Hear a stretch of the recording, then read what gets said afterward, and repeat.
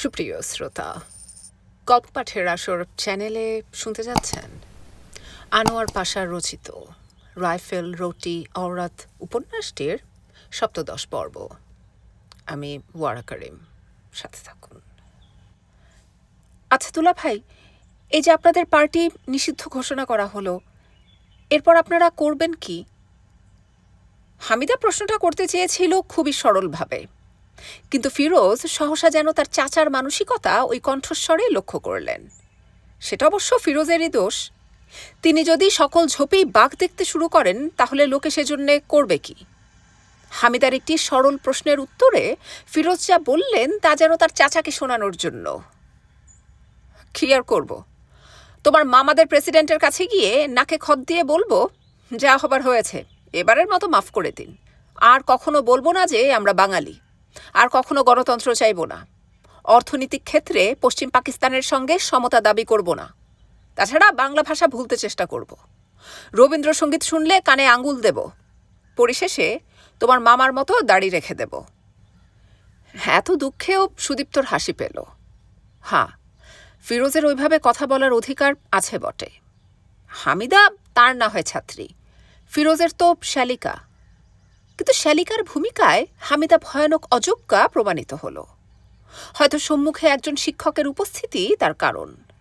হামিদা শুধু বলল, আমি কিন্তু দুলাভাই রবীন্দ্রসঙ্গীত ভালোবাসি এবং ইংরেজি পড়ছি বলে বাংলা ভুলতে চাই তাও নয়, অতএব আমাকে আপনার এইভাবে কথা বলা উচিত নয়।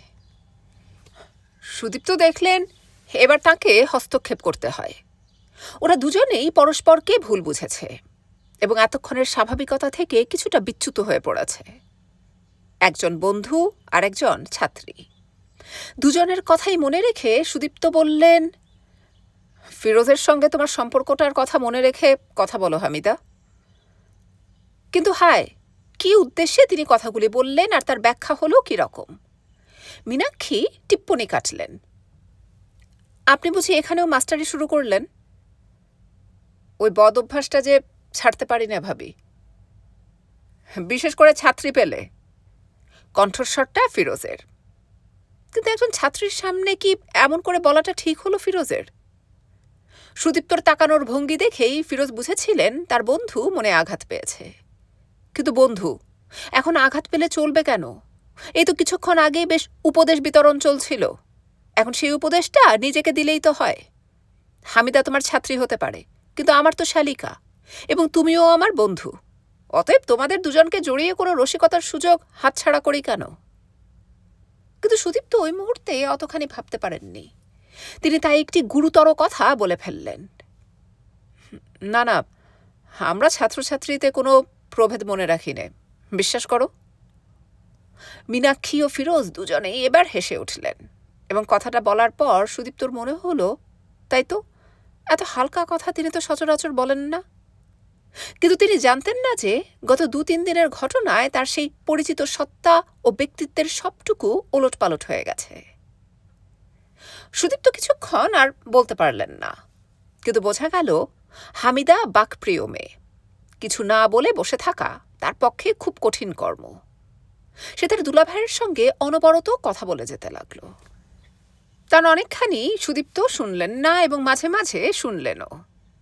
তাতে ছাত্রটিকে তার প্রিয়ংবদা মনে হলো। প্রিয় কথাই হামিদা বলেছে, আপনারা যে যাই বলুন দুলাভাই, শেখ সাহেবকে কিছুতেই ওরা ধরতে পারেনি। কিন্তু শেখ সাহেবকে তোরা তো চিনিস নে, ফিরোজ মনে মনে বললেন। মুখে বললেন, স্বেচ্ছায় তিনি ধরা না দিলে কেউ তাকে ধরতে পারেনি এবং পারবেও না। তবে কথা হচ্ছে, ধরা না দেওয়ার ইচ্ছাটা তিনি করেছিলেন কিনা। ফিরোজ জানতেন শেখ সাহেব ধরা দিয়েছেন, কেউ তাকে বাড়ি থেকে বের করতে পারেনি। শেষ মুহূর্তে এমনকি জোর করে তাকে সরিয়ে নিয়ে যাওয়ার চেষ্টাও ব্যর্থ হয়েছে। তবে এই মুহূর্তে ওই গুজবটার কিছু মূল্য আছে। দেশবাসী জানুক, তাদের প্রিয় নেতা তাদেরকে পথ নির্দেশ করার জন্য বাইরেই রয়েছেন। বাইরে কড়া নাড়ার শব্দ হলো। ফিরোজ গিয়ে খুলে দিলেন। কাকে চাই, কোথা থেকে আসছেন? লোকটি ভেতরে আসতেই সুদীপ্ত তাকে চিনলেন। আরে হাসমত খাঁ যে, কি খবর? হাসমত একসময় তাদের নীলক্ষেত আবাসিক এলাকার দারোয়ান ছিল, মাত্র মাস দুয়েক আগেও ছিল। এখন করছে কি? এখন ব্যবসা করি হুজুর। হাসমত খাঁ ব্যবসা করছে? ভালোই তো। বিহার থেকে মহাজির হয়ে এসে হাসমত খাঁ পিয়নের চাকরি করত একটা অফিসে, তাতে চলতো না, অগত্যা রাত্রে দারোয়ানি। রাত্রে তাদের এলাকা পাহারা দেবার ভার নেওয়ার ফলে আরও অতিরিক্ত ৬০ টাকা আয় হতো। এইভাবেই চলছিল। হঠাৎ গত জানুয়ারিতে নীলক্ষেতের চাকরি সে ছেড়ে দেয়। কেন ছাড়ল, কোথায় কি কাজ পেল ইত্যাদি কোনো প্রশ্নই তখনকারও মনে জাগেনি। কিন্তু এখন তো শুধাতেই হয়। ব্যবসা করছো তুমি? কিসের ব্যবসা? মোহাম্মদপুরে একটো মণিহারি দোকান পেয়েছি হুজুর। পেয়েছি মানে কিনে পাওয়া নয়, সেই ইতিহাস কয়েকটি প্রশ্ন করে জেনে নিলেন তারা, অর্থাৎ সুদীপ্ত ও ফিরোজ। মীনাক্ষী ও হামিদা বাইরের লোকের সমাগম হতেই ভেতরে চলে গেছেন। হাসমতের কাছে সংক্ষেপে যা জানা গেল তাতে হাসমতের কোনো দোষ নেই। আমার কোনো দোষ নাই হুজুর, জোর করে আমার কাছে দিয়ে গেল। লোকটার বাড়ি ছিল ময়মনসিংহে। গতকাল নাকি জোর করে তার মণিহারি দোকানটা সে হাসমতকে দান করে গেছে। হাসমত ছিল ওই দোকানের সেলসম্যান। গত জানুয়ারি মাসে সব রকমের চাকরি ছেড়ে দিয়ে সেই কর্মে ঢুকেছিল। মোহাম্মদপুর এলাকায় অবাঙালি সেলসম্যান ছাড়া দোকানের পসার জমানো ছিল শক্ত। অতএব হাসমতকে নিযুক্ত করে ভদ্রলোক ভারী সুবুদ্ধির পরিচয় দিয়েছিলেন। তাছাড়া হাসমত বেশ চালাক চতুর লোক এবং ভারী বিশ্বস্ত। হাসমতের চেষ্টায় ১ মাসেই দোকানের আয় প্রায় দ্বিগুণ বৃদ্ধি পেয়েছিল। সবই তো বোঝা গেল, কিন্তু সে বিশ্বাসের পুরস্কার স্বরূপ গোটা দোকানটাই একেবারে দান করে গেল। ওই রকম দান কেউ করে নাকি? সুদীপ্ত শুধালেন, লোকটা কি আর কখনো ফিরে আসবে না বলে গেছে? তা কিছু বলেনি হুজুর, খালি কাল সকালে আমারকে চাবি দিয়ে বলে গেছে, রোজ তুমি দোকান খুলবে, আর কেউ পুছ করলে কিংবা লুট করতে এলে তুমি বলবে দোকানটা তোমার, বুঝলে? তাই নাকি? তারপর? তারপর নিজের হাতে তিনি বাংলা হরফে লেখা সাইনবোর্ড নামিয়ে ফেললেন। আমারে বললেন, উর্দুতে একটু সাইনবোর্ড লেখে এখানে টানিয়ে দিও। তুমি তা দিয়েছ তো? হ্যাঁ। হাসমত সে আদেশ পালন করেছেন। সে তার মনিবের অত্যন্ত বিশ্বস্ত কর্মচারী।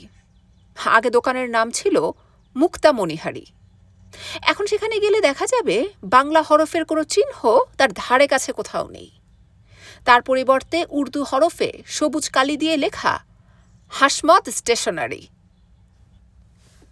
ফিরোজ এতক্ষণ কিছু বলেননি, সব শুনছিলেন, এবং বুঝতে কোনোই অসুবিধা হচ্ছিল না যে দোকানটাকে নিছক বাঁচানোর জন্যই ভদ্রলোকের এত সব চেষ্টা।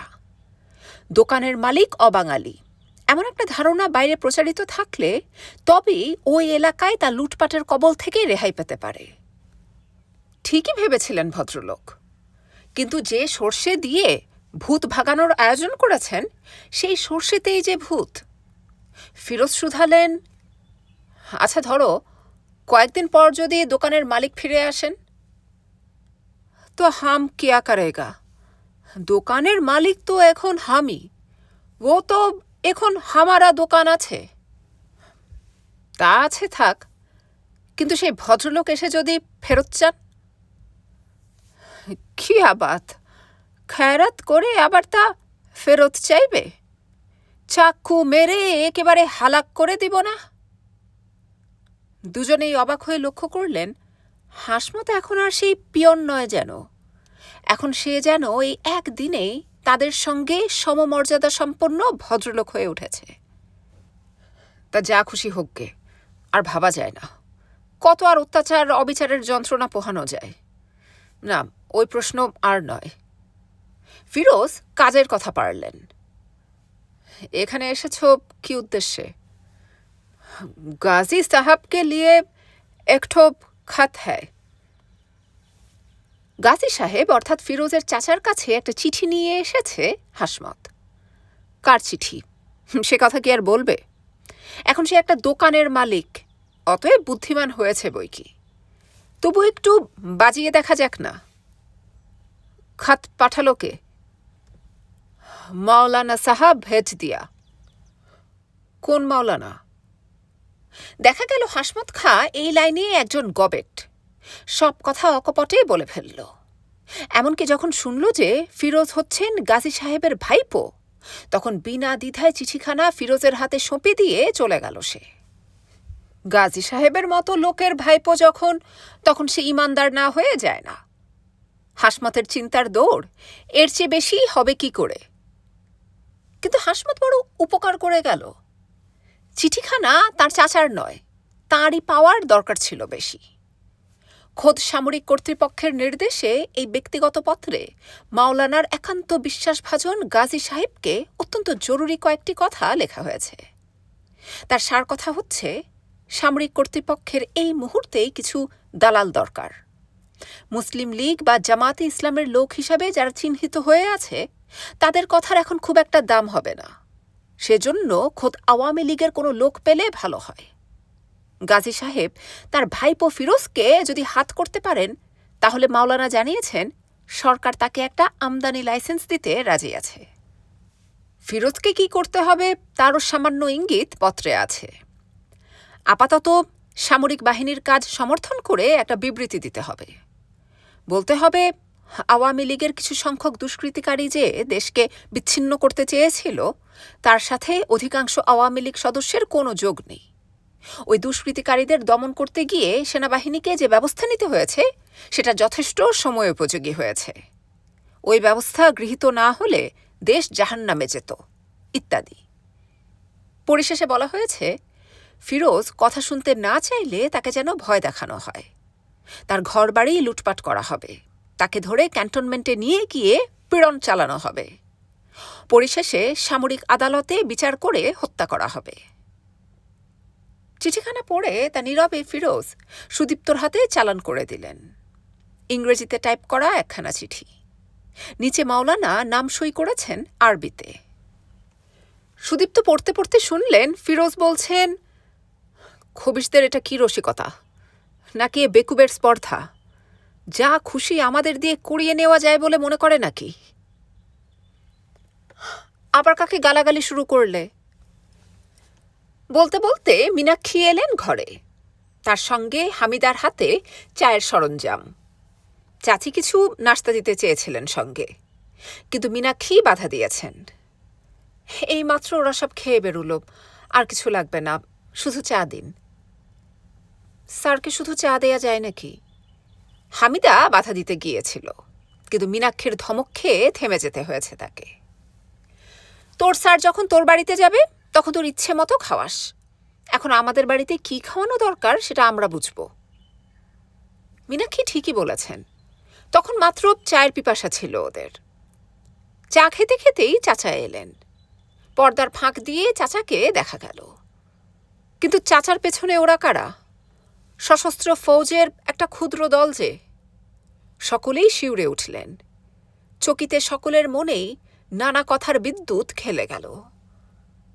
চাচা আমাদেরকে আর্মির হাতে তুলে দেবে নাকি? আমার জন্য আমার বন্ধুও মরবে? আর্মি এখানে? ভদ্রলোকের কোনো আত্মীয় আর্মিতে থাকে নাকি?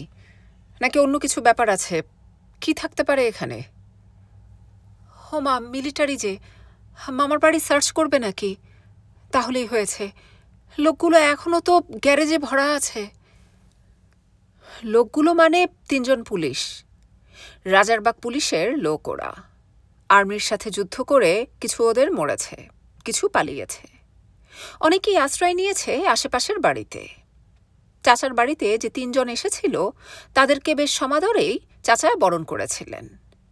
কারফিউ ওঠার সঙ্গে সঙ্গেই গতকাল ওরা পালাতে চেয়েছিল, কিন্তু চাচা বলেছিলেন, না বাবারা, ওই কাজ করবেন না, অবস্থা একটু শান্ত হোক, আমি নিজে গাড়িতে করে আপনাদেরকে সাভারে অথবা ডেমরার ওদিকে কোথাও রেখে আসব। এ কথায় খুবই আশ্বস্ত হয়েছিল পুলিশ 3 জন। আল্লাহর কাছে অশেষ কৃতজ্ঞতা প্রকাশ করেছিল মনে মনে। তারা যে এমন একজনের ঘরে ঠাঁই পেয়েছে সে একান্তই কপালের গুণে। আহা, মানুষ তো নয় গো, যেন ফেরেশতা একেবারে। নামাজ কালাম, মুখ ভর্তি দাড়ি, দেখলেই ভক্তি হয়। গ্যারাজ থেকে অচল গাড়িখানা বের করে সেখানে জীর্ণ কম্বল ও তোষক বিছিয়ে তাদের থাকার ব্যবস্থা হয়েছিল। তাতে অসুবিধা বিশেষ ছিল না, কারণ ঘরখানা প্রথমে তৈরি হয়েছিল চাকরদের বাসের জন্যই। অতএব ছোট একটি জানলা সেখানে ছিলই। পরে ওটাকে গ্যারাজ বানানোর জন্যে সামনের দিকটা ভেঙে দরজা বড় করা হয়েছিল, কিন্তু জানলাটি বন্ধ করা হয়নি। পুলিশ 3 জনকে সেখানে পুরে বাইরে থেকে দরজায় তালা দিয়ে রাখা হতো, যেন কেউ সন্দেহ না করে। ঘরে দেওয়া হয়েছিল পেচ্ছাপ ইত্যাদির জন্যে একটা খালি কেরোসিনের টিন এবং 1 কলসি পানি। অতএব ব্যবস্থাটাকে পুলিশের কাছে যতদূর সম্ভব নিখুঁত বলেই মনে হয়েছিল। খাবারের সময় ঘরে ডেকে নিয়ে গিয়ে খাওয়ানো হতো। সেইটাই ওদের নিকট প্রতীয়মান হতো পরম সমাদর বলে। 28শে মার্চের বেলা প্রায় 3টের দিকে পরম সমাদরে গ্যারাজের তালা খুলে ফিরোজের চাচা গাজী মাসুদুর রহমান বাঙালি পুলিশ 3 জনকে পাঞ্জাবি সৈনিকদের হাতে তুলে দিলেন। কর্তব্য সমাধা করে একটা পরম তৃপ্তির নিঃশ্বাস ফেলে চাচা ঘরে এসে সোফার উপর বসলেন। হামিদাকে বিজলি পাখা চালিয়ে দিতে বললেন এবং ফিরোজদের দিকে লক্ষ্য করে বললেন, একটা দায় চুকলো। ওহ, কি যে দুশ্চিন্তায় ছিলাম বাবা। অতপর নিজেই আনুপূর্বিক ঘটনার বিবরণ দিয়ে বললেন, তোমরা হয়তো ভাবতেছ আমি বেইমানি করলাম। আশ্রিতকে রক্ষা করা আশ্রয়দাতার কর্তব্য। হ্যাঁ বাবা, আমি সে কথা 100 বার মানি। আশ্রিত যদি আমার নিজের জীবনের শত্রু হতো, আমি তাকে জীবনের বিনিময়ে হলেও রক্ষা করতাম। কিন্তু এই পাক ওয়াতানের সাথে বেইমানি কিছুতেই আমরা সইব না। ফিরোজ বা অন্য কেউ কিছুই বলে না দেখে তিনি আবার শুরু করলেন, আগে তো দেশ, তারপর মানুষ। বলো, এ কথা তুমি মানো কি না? না, আর চুপ থাকা যায় না, কিছু বলতেই হয়। কিন্তু সোজা কথা তো বলা যাবে না। কে জানে তাদেরও দশাই পুলিশের মতো হয় কিনা। ফিরোজ একটু ভেবে বললেন, না চাচা, আগে ইসলাম, তারপর দুনিয়ার যা কিছু সব। বলো কি বাবা, ঠেলা খেয়ে মতি ফিরল নাকি?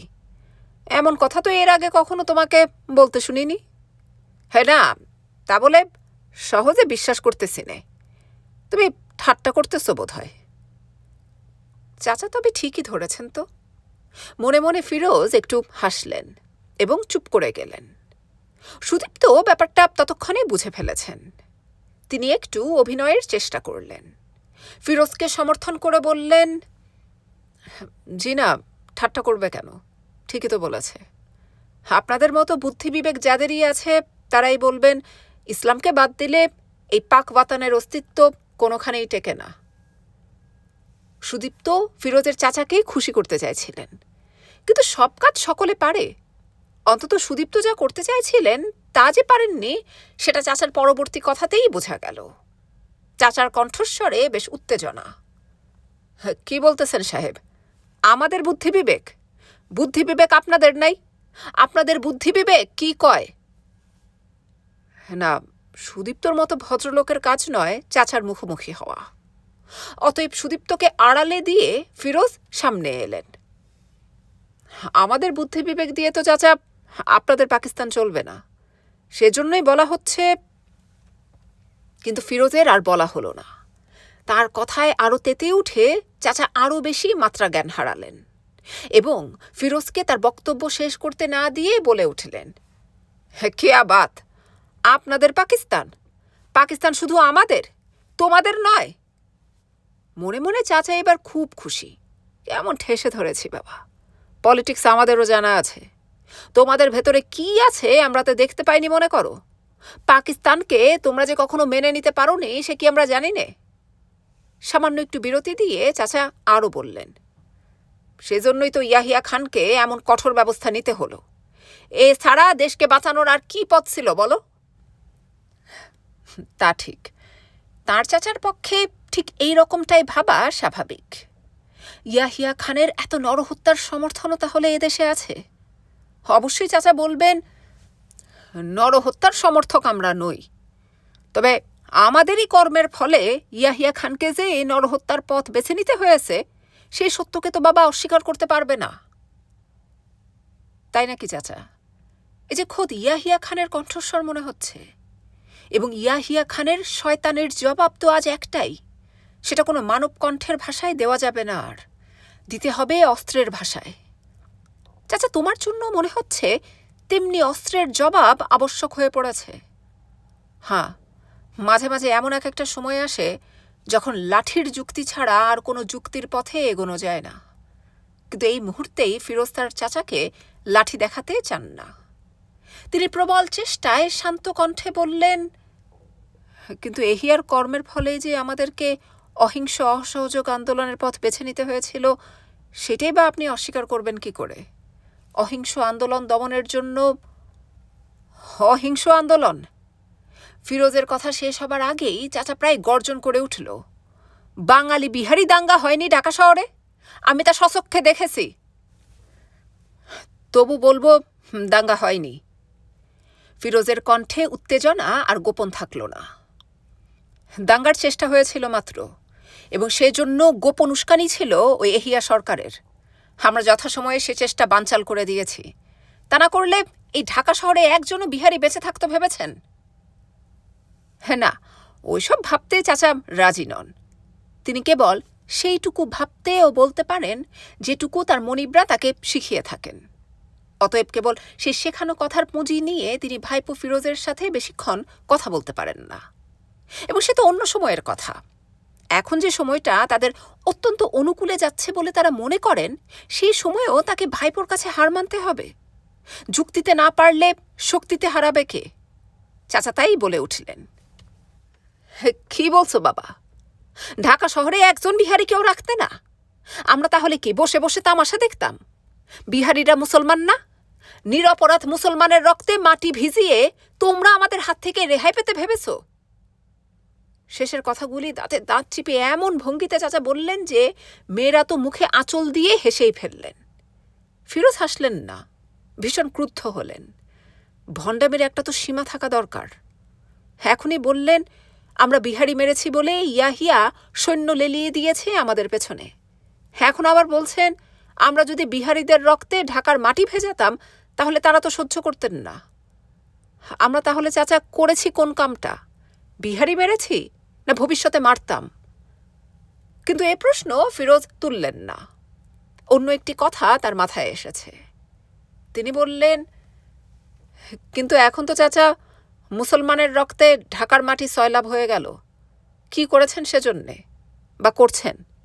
উঠুন, ইসলামী জোশ একটু দেখান। চাচা সহসা গম্ভীর হয়ে গেলেন।